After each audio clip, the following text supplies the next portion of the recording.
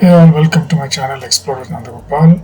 In this part 3 of the Hampi series, we will cover the day 2 second half and day 3 first half activities and attractions. Hope this will be useful for you.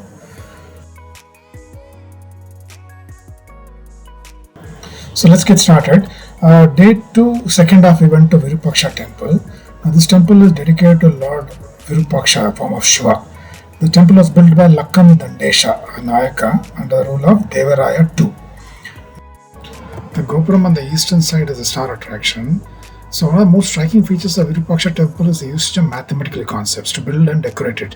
The temple has repeated patterns that demonstrates the concept of fractals. The main shape of the temple is triangle. So on the either side of the temple Gopuram you find this marketplace which more or less there intact, and still we saw some activities going on in terms of restoration. Once you enter, then there are a lot of mantaps to the right hand side, and then of course a lot of people, because it's one of the active temple which is there in Hampi where a lot of devotees come in. So it's pretty busy, and I believe during the festivals and also other important functions this place will be teeming with people. So it's kind of filled always. So you will find a lot of puja activities and devotional activities happening here.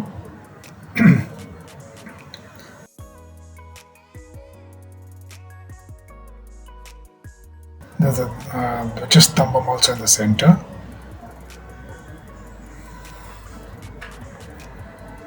So there's another Gopuram on the far right, which again leads to the Tunga river at the backside.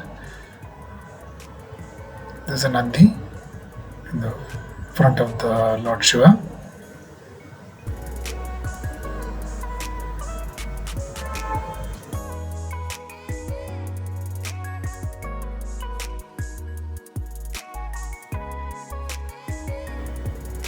The carvings on the temple pillars and the roof, etc., are amazing.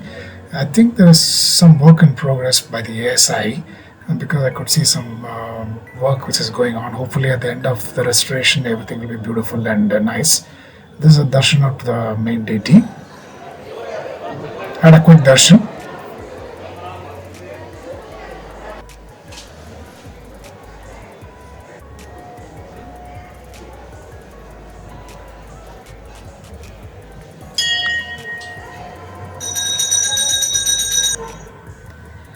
Then there's an interesting concept of seeing this inverted gopuram or throughout the day, irrespective of the sun is in the east or west, using the pinhole concept.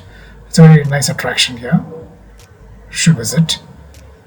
Then there's other temples like Lakshmi Devi and Sharda Devi temple. So had a quick darshan there.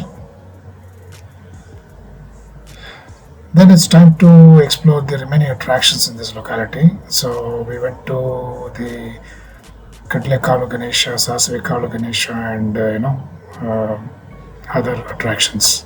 This is Lakshmi, the temple elephant, very very popular here with people. You also every day morning 8 o'clock it goes for a bath, and a lot of people actually take part in that.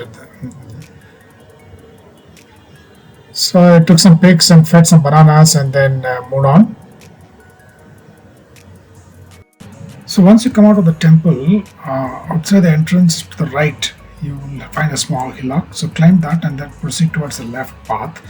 That takes you to the Kadle Kalu Ganesha, the Sasvi Kalu Ganesha, and the Hemakuta hill.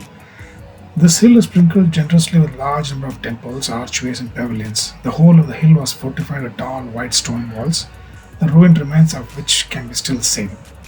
Hemakuta Hill is one of the best places in Hampi to see the sunrise and sunset, and is not tedious as Matanga Hill.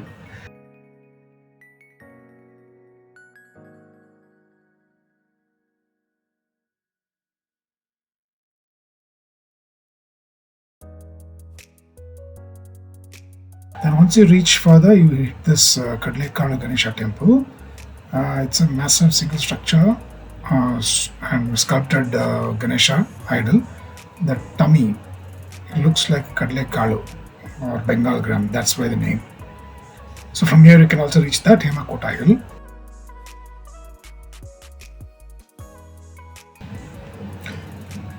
According to the legend or story, the Lord Shiva did penance before marrying local Kalpampa.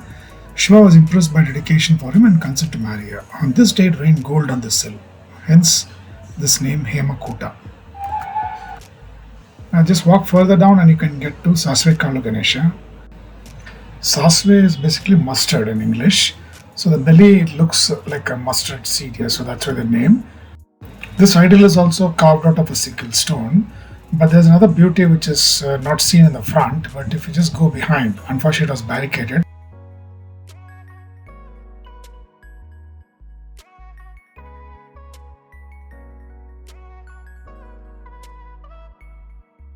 So in the same stone, you will see that behind Parvati as such, so which means in all it will look like as if Ganesha is sitting on his mother's lap. So it's beautiful, isn't it?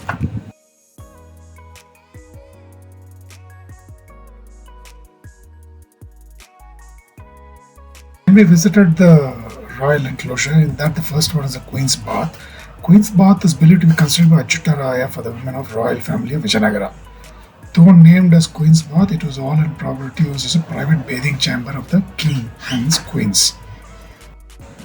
It's believed to be around 500 years old, and it's an elaborate structure with simple exterior and ornate interiors. It's an Indo-Islamic style of architecture. It's a rectangular building and it is about 30 square meters. Large sunken bath constructed in the center of the structure has an area of 15 square meters and depth of 1.8 meters.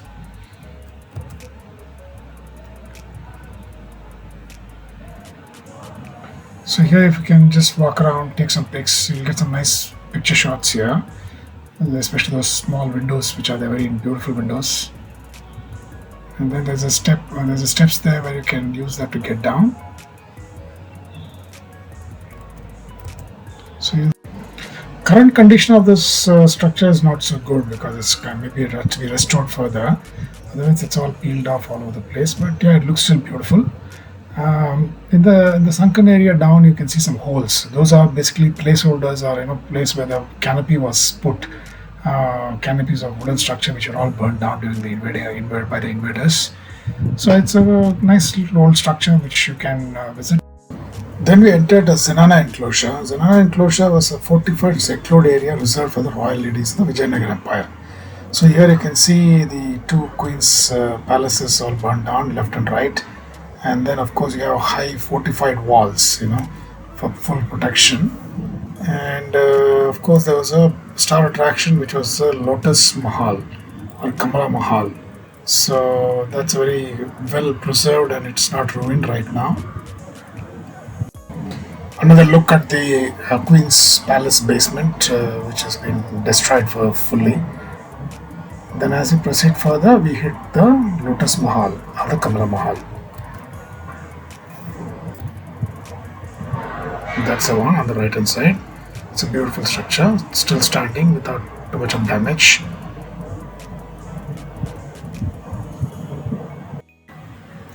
Why it's called Lotus Mahal? Because the shape it resembles.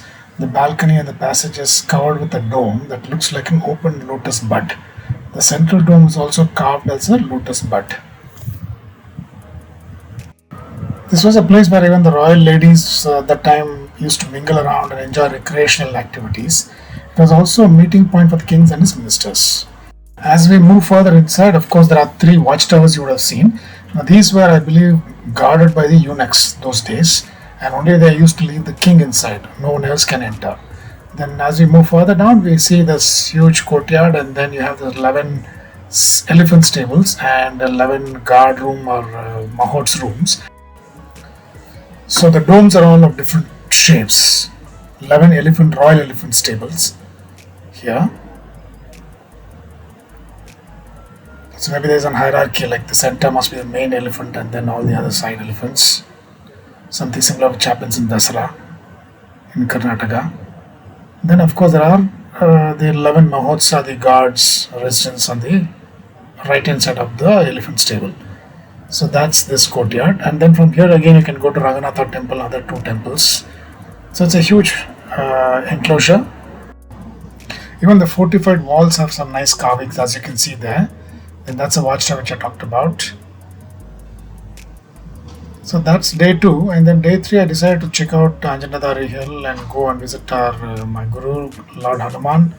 So I crossed the Tunga river bridge and then reached this place. It's a beautiful scenic drive, good parking spaces available. So I parked the car, left the chappals in the car itself, which is preferred. Then I climbed up. That's a temple, Hanuman's, and then is his mother, Anjana. And that's a rock sample which is kept here, 25 kgs of rock which is floating in water. So like that's which was used for building the Ram Setu bridge to Lanka. So there's a thriving marketplace, shops, etc. in front before you actually start the climb, where you can buy all your puja items and other items. The steps are not pretty even, so initially they are not very steep as well. As you go up, it gets steeper. My advice is that you can do this in the early morning first thing so that you beat the heat and also the crowd, because especially on weekends and important days you can have too many people here climbing up the hill and coming down, and there's a single pathway so which can be very very crowded.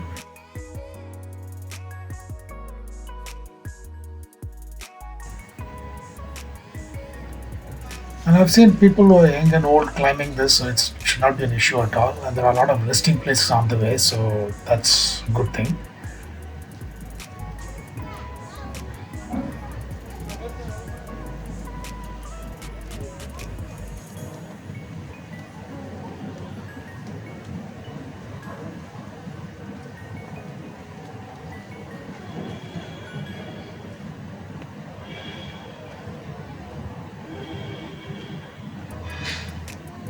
So we've started the climb now.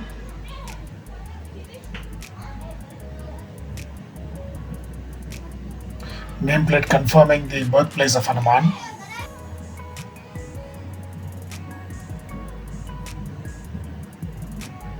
Most of the steps are covered like this, but the last few steps are open to elements. But it's not a worry.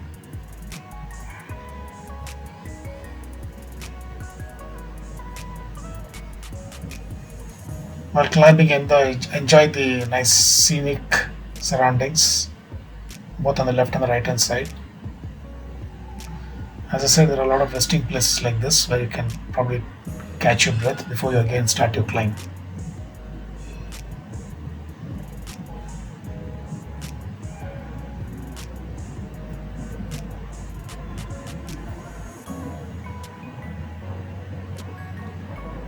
That's a Tunga river, you can see. We'll get even a better view on top as we reach.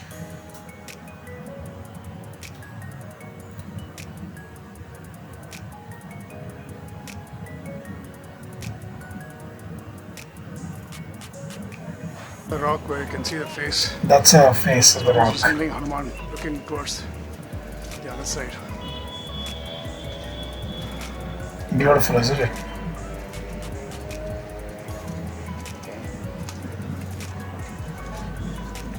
ಪರವಾಗಿಲ್ಲಮ್ಮ ಹತ್ತಿದ್ದೀರಾ ಚೆನ್ನಾಗಿ.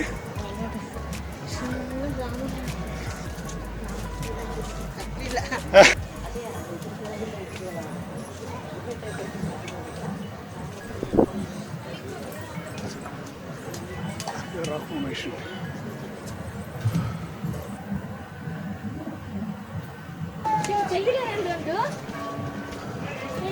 Wow.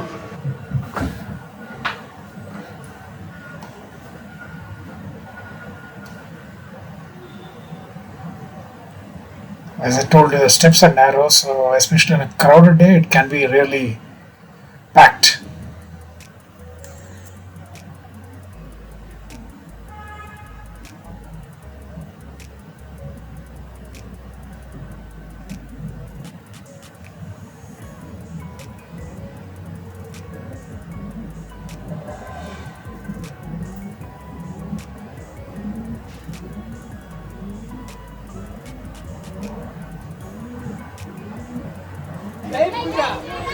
Steps.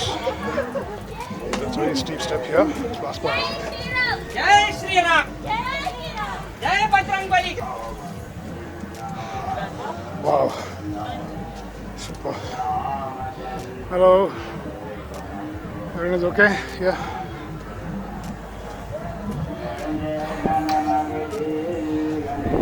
Just look at this rock formation. That's Tungabhadra River.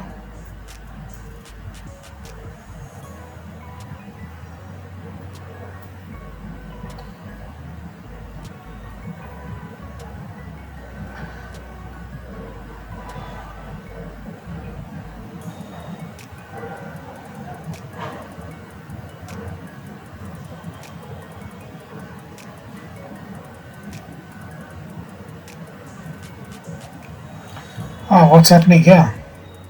People are constructing some small buildings with the bricks there. Maybe there's some belief that if you build a house here, Hanuman will fulfill the wish. Maybe that's my guess, but let me confirm with somebody.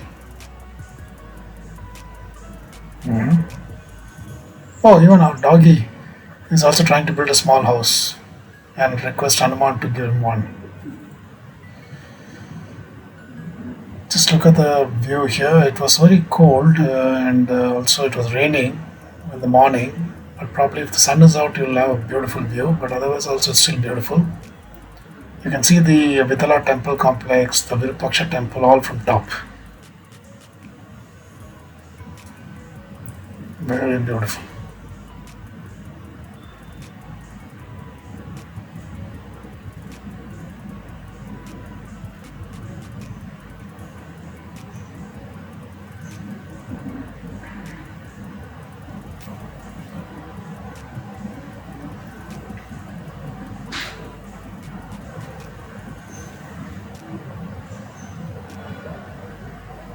So pleasing to eyes.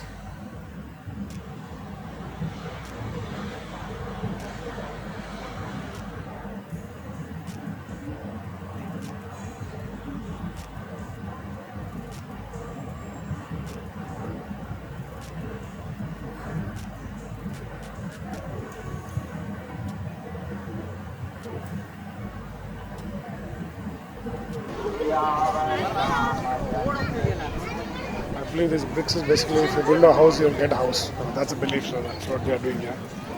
So they're all building houses, thinking that they will, with a prayer, then they'll get a house here.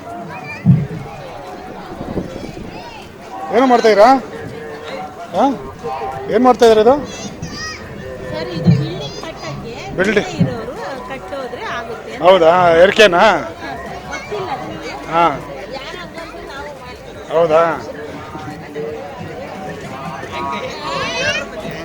Okay, so you heard that lady saying, you build a house here, then you'll also get that wish fulfilled by Hanuman. So that's why a lot of them are doing it here. You can see somebody has built a higher rise. Some people have built just a one-story house.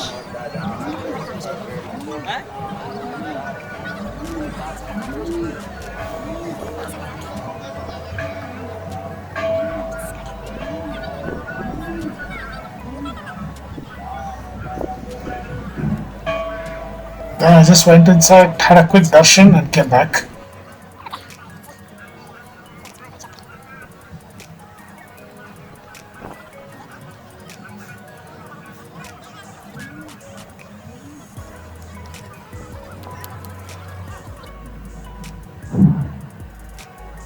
Looks like a heavy one. Let me try.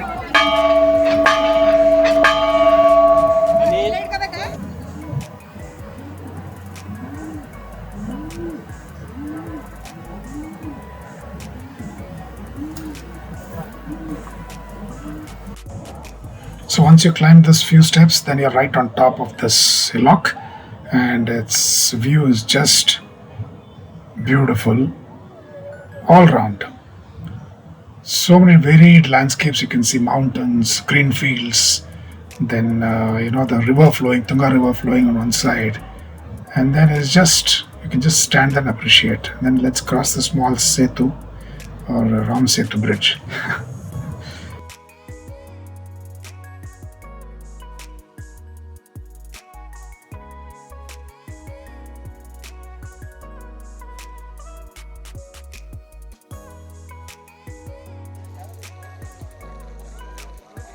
at the spirit of this guy. Too good, right? ಕ್ಲೀನಾಗಿ ಹತ್ತಿ first class ಮಾಡ್ತಾ ಇದ್ದಾರೆ ಒಳ್ಳೇದು ಸಖತ್ತು. ನಿಮ್ಮ ಹೆಸರೇನು? ಸುರೇಶ್ ಅಂತ. Very good. ಬನ್ನಿ ಹೋಗು.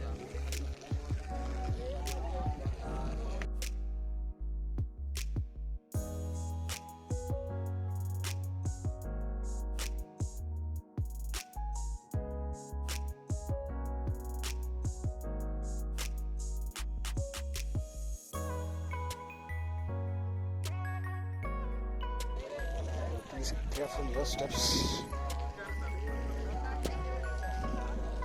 Okay. Wow. Good. Very nice.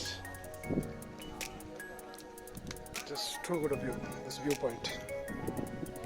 Above the temple again. Climb small bridge. Just the rock formation is just amazing. Some steps like this. Okay. Good thing you leave the chappals on the car and come, so that's better.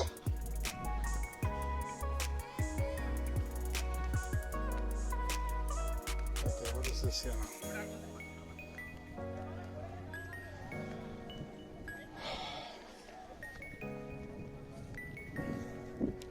Just look at the steps. Beautiful. Once you climb up, top view is just blissful.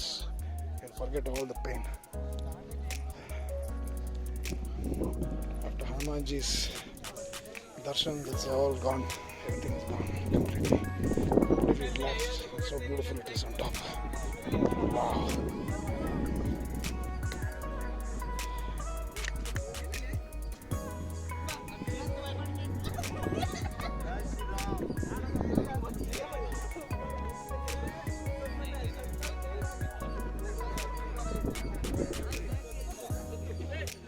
Sun is out, so it's like view is better now. Just too good, it is just too good. Oh man, goodness, look at that rock formation. Just wonder how they've actually come up, literally perched on top. See that? That one.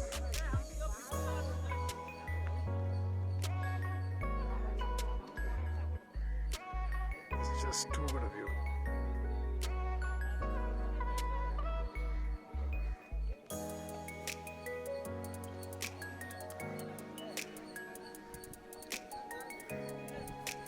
Just too good, right?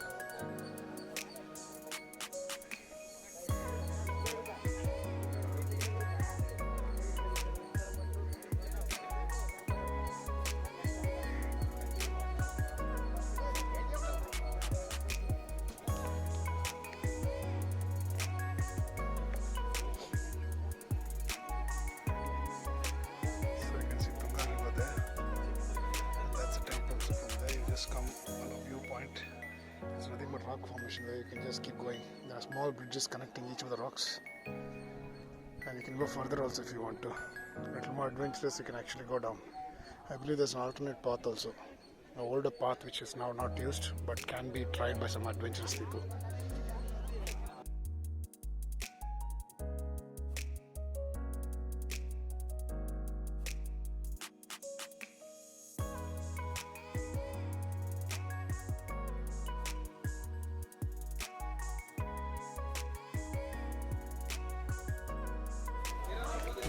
This one I think is the older step, 425 steps down, and I think there's a older path which people have been talking. So some people have, I see, they have gone this road also, this particular steps.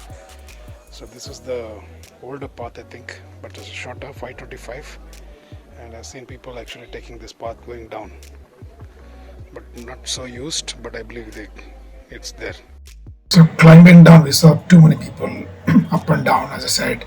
So it's better to do it in the early mornings to beat the crowd and also the heat.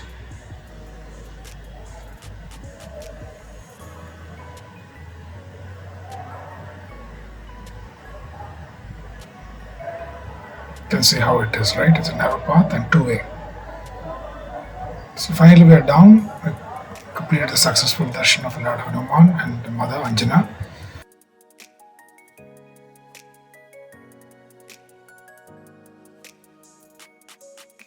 On my way, I saw this Shabari cave and Pampa Sarovar board, so I said, okay, let me go and check it out. It's a nice, beautiful place with a nice pushkarni in the front, and then there's a temple. And then, of course, the Shabari cave was under renovation, so there was no entry to it. So I visited the temple and then took darshan of the deity, the main deity. And then the surroundings are beautiful. There's a beautiful step tank, pushkarni, in front of the temple. And also, I saw a lot of officials here, government officials and police. I was wondering what's happening. Then I realized Minister of Transport in Karnataka, Sri Ramalu, you can see them, he's actually the one who's doing the puja. So he was here. So that's why all the action was happening. Then on my way, I returned back, crossed the bridge, Tunga River, and then we visited next the Archaeological Museum.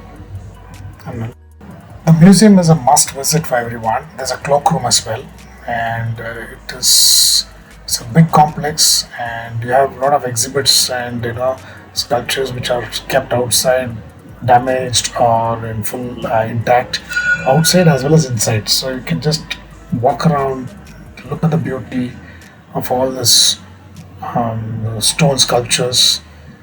Some of them, of course, have been damaged by the invaders and looters. The remaining some of them are intact and beautiful. So if you are somebody who is very interested in all this, history and archaeology, and or a student of archaeology and history, then this is the place to be. It's a wealth of information here.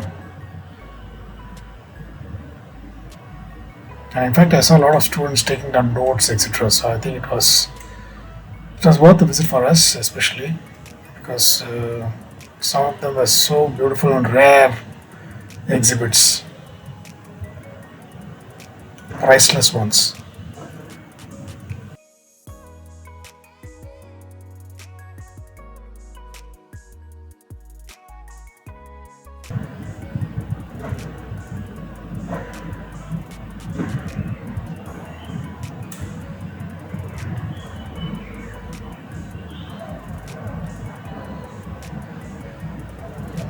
We spent about an hour plus here, and it was worth it. You feel like as if you want to record or take a pic of every stone exhibit here or sculpture here, because each one is so beautiful.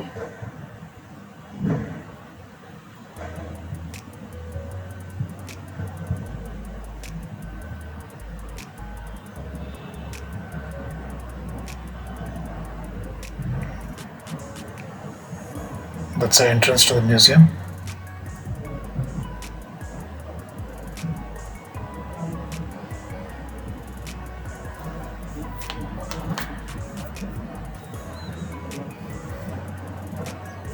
It's a big complex, so easily you will be able to spend, you should plan at least an hour plus to 2 hours. Minimum at least 1 hour is required.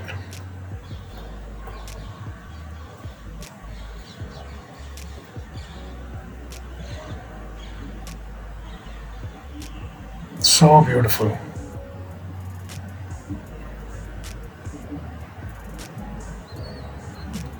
I think those days they just thought how beautifully they can, make all the sculptures. Nowadays you see some boring buildings all over the place, right?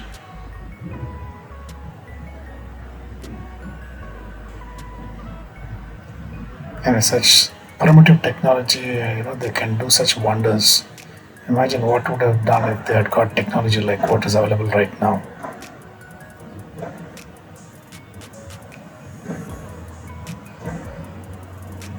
Just look at this carving. Wow.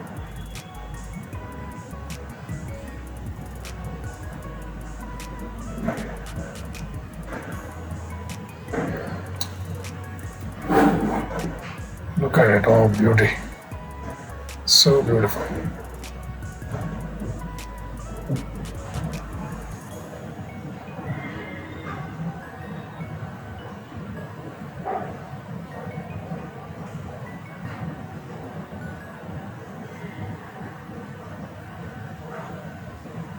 Wow.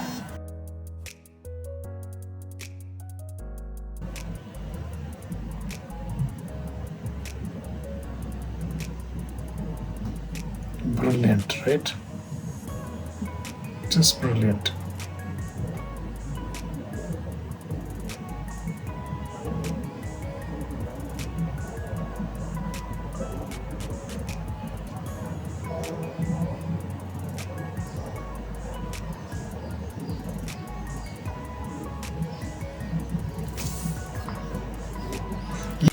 Each of them had some story or the other to tell, and that's the way they were being sculpted. So it's really beautiful.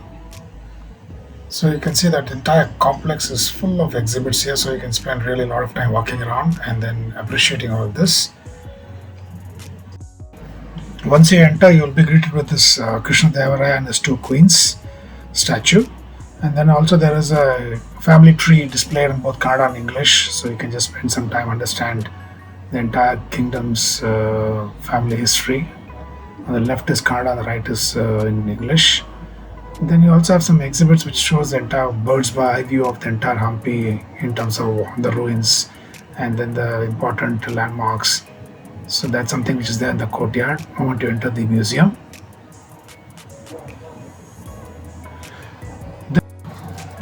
Beyond this, we were not allowed to do any photography or for video recording because the exhibits inside the halls were fantastic and mesmerizing and priceless. So one has to see to believe it. They were so beautiful. Each one had some story and each one had some so finer carvings on them. So please do visit and have a look at these sculptures.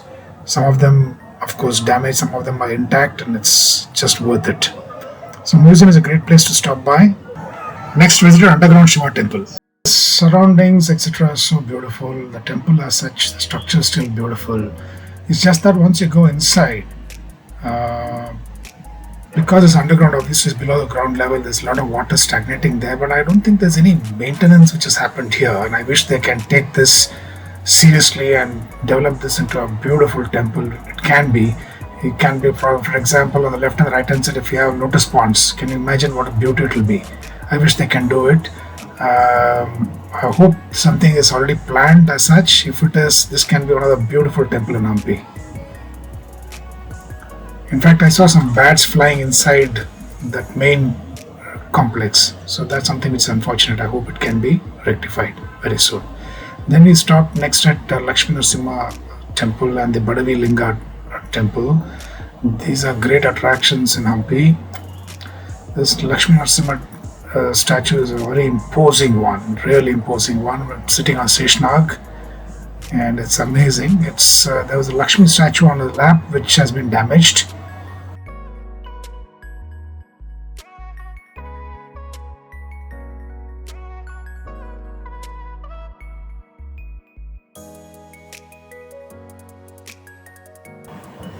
Next is the Badavi Linga temple, which is the largest monolithic Shiva Linga in Hampi. It has 3 eye mark drawn in it, and it is made of black stone. It's about 3 meters.